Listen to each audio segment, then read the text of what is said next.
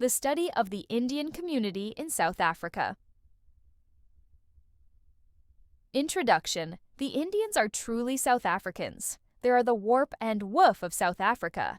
They are South Africans and nothing else. The Indian community in South Africa, numbering about 2 million strong, represents the very heart of South Africa. Over the course of more than 160 years, this community has evolved from indentured laborers and merchant settlers into a distinct South African identity, no longer simply an extension of the Indian motherland. Their story is one of resilience, adaptation, and integration, shaped as much by the struggles of apartheid as by the freedoms and complexities of post-apartheid democracy. While India remains a spiritual and ancestral homeland, most South African Indians today identify as fully South African. Their languages, culinary practices, and even religious expressions have undergone transformation in the local context. Hindi, Tamil, Urdu, and Telugu have faded in everyday speech, replaced by English with South African inflections, and even isiZulu or Afrikaans in some cases. Their cuisine blends Indian tradition with African ingredients and rhythms, giving rise to dishes like bunny chow, unknown in India. This divergence has been both cultural and emotional. Generations born in South Africa view themselves not as Indian expatriates, but as part of the broader South African story, deeply rooted yet uniquely flavored by a distant ancestry. In South Africa's complex racial mosaic, Indians often find social and familial proximity with the colored community, a broad category that includes people of mixed Khoisan, African, especially Xhosa, and European descent. Particularly in provinces like the Western Cape and KwaZulu-Natal, intermarriage between Indians and coloreds is increasingly common. These unions are not just about love and family, they reflect a broader cultural blending and the breakdown of apartheid-era social divisions. Shared religious spaces, educational institutions, and working-class neighborhoods have allowed these communities to find common ground and build hybrid cultures. One can see the echoes of this fusion in music, language, fashion, and even names. Historically, the Indian community in South Africa aligned itself with the struggle against apartheid. From early figures like Mahatma Gandhi during his South African years to leaders like Dr. Yusuf Dadoo and Ahmed Kathrada, Indian activists worked closely with Black liberation movements. The Indian identity in South Africa, unlike in some diaspora communities elsewhere, became politicized early on, not in isolation, but in solidarity with Black South Africans. Today, many Indian South Africans vote alongside Black South Africans and share political concerns about economic justice, education, and social cohesion. While there are internal class distinctions, politically the community remains engaged with the broader African cause. Economically, South African Indians are among the better-off segments of the population. Concentrated in small business, retail, property, and professional sectors such as law, medicine, and engineering, they have carved out strong local economies. Places like Phoenix, Chatsworth, and Lenasia, including the well-known suburb of Laudium in Pretoria, are examples of self-contained yet outward-looking Indian communities that have developed their own institutions, mosques, temples, schools, newspapers, and civic associations. These are not ghettos, but organic expressions of economic success and cultural preservation, spaces where the community's middle class has grown and thrived. Laudium, located southwest of Pretoria, is a ABOI's prominent Indian suburb that exemplifies the community's evolution. Originally only Indian, Laudium has transformed into a cosmopolitan and entrepreneurial hub. Its streets are lined with spice shops, medical centers, beauty salons, and high-end homes. While rooted in Indian culture, it is not insular. People from other communities live, work, and trade there. Mosques stand alongside churches, and its schools draw learners from neighboring areas.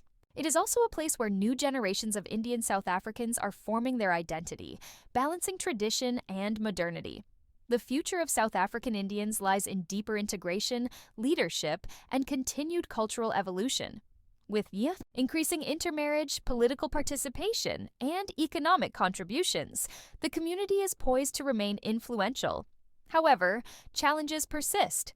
The need to maintain cultural heritage without becoming insular, the pressure to address inequality, and the temptation of emigration among professionals. In the coming decades, South African Indians may play an even more central role in shaping a truly inclusive South Africa, where identity is fluid, history is shared, and success is defined not by separation, but by solidarity. In them, we see not just a community, but a bridge between worlds. You decide when and for whom to offer the friend price. Don't let every customer pull you down. Use it with strategy, not panic. Final tip: always make it feel like a gift, not a discount. Language matters. Say, "I'll help you this time. For my people, I do this." You support me, I support you. Make it relational, not transactional. That's the Indian art. In closing, you can implement this pricing model today. You don't need funding. You need a notebook, a calculator, and heart. Because when you master this model, you don't just sell products. You build people's trust, one price at a time. The warmth of trade. What Africans can learn from Indian customer service. Step into a small Indian-owned shop in any South African city, Marabastad, Durban's Grey Street, or a tiny general dealer in a township, and you'll often be greeted with a simple but powerful phrase, "Hello, my friend." That greeting, though sometimes dismissed as sales talk, carries a warmth and familiarity that instantly puts customers at ease. It's not just a tactic, it's a philosophy of service deeply embedded in Indian business culture. This spirit of personal connection, emotional hospitality, and attentive service sets Indian traders apart. They understand that people don't just buy products, they buy experiences, tone, and energy.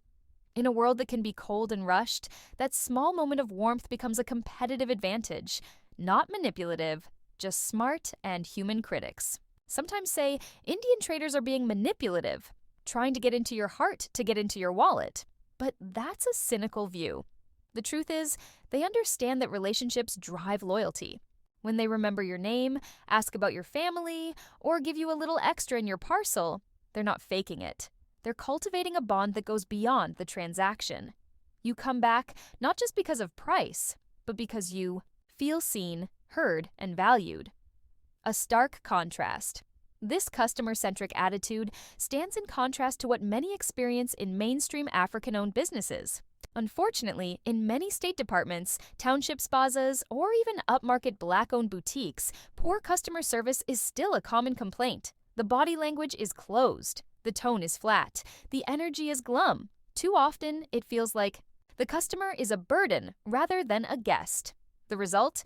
Customers walk out, go next door, or go online. And worse, opportunities for wealth creation are lost. This is not about race. It's about mindset. Let's be clear, this isn't about racial superiority. It's about business mindset and service culture.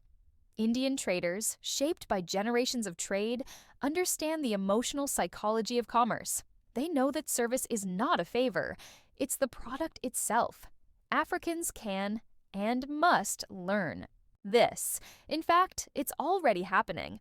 A new wave of young African entrepreneurs are taking notes, visiting Indian-run stores, observing how customers are welcomed, and rethinking how they themselves serve.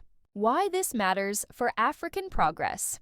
As Africans push for economic freedom and Black excellence, we can't afford to have poor customer service holding us back. The African continent is full of entrepreneurial talent, but service is where many fall short. If we are to compete globally, we need more than hustle. We need hospitality. We need to master the art of service with a smile, humility with confidence, and warmth with professionalism. That's what keeps customers coming, and what turns small businesses into empires. Final word. So the next time you're called my friend by the man at the counter or the auntie at the sari shop, take a moment to appreciate the lesson in that warmth. It's not manipulation, it's strategy, it's culture, it's wisdom. And it's something Africans can absorb, not by imitation, but by understanding that respect, friendliness, and personal connection are powerful economic tools. In the end, good service is good business. And in that, the Indian community offers not just goods, but a gold standard. I would like to divert and go off the topic and talk about something else that you already know or do not know. Here it is. Gandhi's political awakening began in South Africa. These words are more than a historical footnote. They mark the beginning of a profound journey, not just for one man, but for an entire community. It was on South Africans, Soil, not Indian, that Mahatma Gandhi transformed from a timid lawyer into a fearless activist, laying the groundwork for the nonviolent resistance movement that would later liberate India and inspire global civil rights leaders. His awakening was also the Indian community's awakening. From this crucible of injustice, a vibrant, resilient, and entrepreneurial Indian South African identity began to form, one that would evolve across generations, shaped by both struggle and success, by both cultural preservation and local adaptation. The emotional psychology of commerce. The missing link in Black enterprise business is not just math, it's not just product and price, it's emotion, it's psychology. It's how people feel when they walk into your space, hear your voice, or interact with your brand. And this is where the Indian trader excels, not because they're lucky, but because they've mastered what we've often ignored, the emotional psychology of commerce. Let's break it down. People buy with feeling, then justify with logic. A customer rarely buys because they need something. They buy because they feel something. They feel welcome. They feel understood. They feel seen. They feel like they're being taken care of. The Indian trader knows this. That's why he greets you with, "Hello, my friend." It disarms you. It softens you. It makes you feel human, not like a wallet with legs. Now contrast that with many Black-owned shops or services where the greeting is absent, the energy is cold, and the service is transactional. Emotion sells. Emotion repeats. Emotion builds. Loyalty. The sale begins. Before the price is mentioned, Indian traders create an atmosphere before you even ask the price. They talk with warmth. They smile. They make small talk. They flatter you. By the time you ask for the price, they've already built a connection. And humans don't easily walk away from warmth, even if the item is a bit more than they planned. This is emotional commerce at work. Build the bond first. Sell second. They make you feel like a somebody. One of the greatest emotional currencies in poor communities is dignity. People are tired of being looked down on. The Indian trader never makes you feel small. Even if you only have 10 rand, he makes you feel like a VIP. That's power. That's strategy. Because when you feel valued, you return. You tell others. You become emotionally tied to the business. And that is something most of us still don't grasp. Warmth is a weapon in the Black community, especially in townships. Customer service is often cold, defensive, and transactional. There's an attitude of, "What do you want?" instead of, "How can I help you?" That's a spiritual block in business. It drives people away. Because commerce is spiritual. It's an exchange of energy. The Indian trader understands this. That's why he's not selling a product. He's creating a feeling. Warmth is his weapon. Charm is his sales pitch. And it works. Business is theater in every Indian shop. There's a kind of performance, not fake, but strategic. The smile, the friendliness, the occasional compliment. The way they say, "Come back anytime, I'm always here for you." It's emotional choreography. It turns a simple purchase into a positive memory. We need to teach Black youth that business is a stage. You perform your passion. You wear service like a costume. You script your words with care. It's not being fake, it's being intentional. What this means for Black enterprise. If we want to build a new generation of Black entrepreneurs who dominate markets, we must teach emotional intelligence, not just financial literacy. We must teach how to read a customer's body language, how to speak with grace and empathy, how to create an emotional atmosphere, not just a physical space, how to disarm egos and welcome people into human connection, because Black excellence is not just in products, it's in presence. And if we master emotional psychology, we can outserve, outlast, and outlove the market. And in business, the most loved always wins. The Indian community in South Africa, living proof of fortune at the bottom of the pyramid. When the late business thinker C.K. Prahalad introduced the world to the concept of the fortune at the bottom of the pyramid, he challenged a long-held corporate assumption that profitability lies only in serving the wealthy. Prahalad argued that there is untapped economic power in the poor and working classes, and that companies who understand this could transform both their bottom line and society. Long before this concept became academic theory, the Indian community in South Africa had been living it. on the ground, in the streets, and in the markets. Enterprise at the base of society, Indian South Africans, many of whom descended from indentured laborers or modest merchants, were born into a system that excluded them from elite capital structures. With limited access to formal financing, they turned to the people around them, the working class, the pensioners, the informal traders, the domestic workers. They did not look up for profit, they looked around. Instead of waiting for government, contracts, or corporate jobs, they became traders, tailors, barbers, grocers, and pharmacists, serving township economies and rural populations that were often overlooked or considered unbankable. These traders became essential providers, offering goods in small, affordable quantities, using credit, bargaining flexibility, and human relationships as their model. Marabastad, the dusty gold mine of South African commerce. At first glance, Marabastad might look like just another chaotic, dusty corner of Pretoria, a place where the paint is peeling, the taxis hoot non-stop, and the pavement vendors hustle under the blazing sun. But look again. Look with your third eye. Because Marabastad is not dust. It's gold. It is South Africa's Wall Street for the humble, a place where empires are born from crates, counters, and conversations, where dreams don't wear suits but overalls, where profit walks, not in boardrooms, but between stalls and spaza shops. The genesis of the Indian hustle Marabastad is sacred ground for the Indian community in South Africa. It is where the Indian hustle first took root, where early traders, barbers, tailors, and spice sellers planted the seeds of an economy that now stretches across the country. And yes, even Gandhi himself once lived here. Before he became a global icon of peace and resistance, Mahatma Gandhi walked these very streets. This was one of his earliest homes during his South African years, long before he marched to the sea in India. That's not just history. That's heritage. More than a market, Marabastad is not just a place. It's a mentality. It's the birthplace of the two-price strategy. It's where customer service is king and pricing is an art. It's where Indian traders didn't wait for opportunity. They created it, corner by corner. While others mocked the dust, they saw diamonds in the dirt. While the elite looked down, they looked around, and they built. This is where one banana became a business, one table became a family legacy, one act of warmth created lifelong customers. Marabastad is not over. It's a blueprint today. Many young Black South Africans avoid Marabastad, calling it backward, dirty, or beneath them. But the truth is, what Sandton is to those who inherited wealth, Marabastad is to those who are willing to earn it.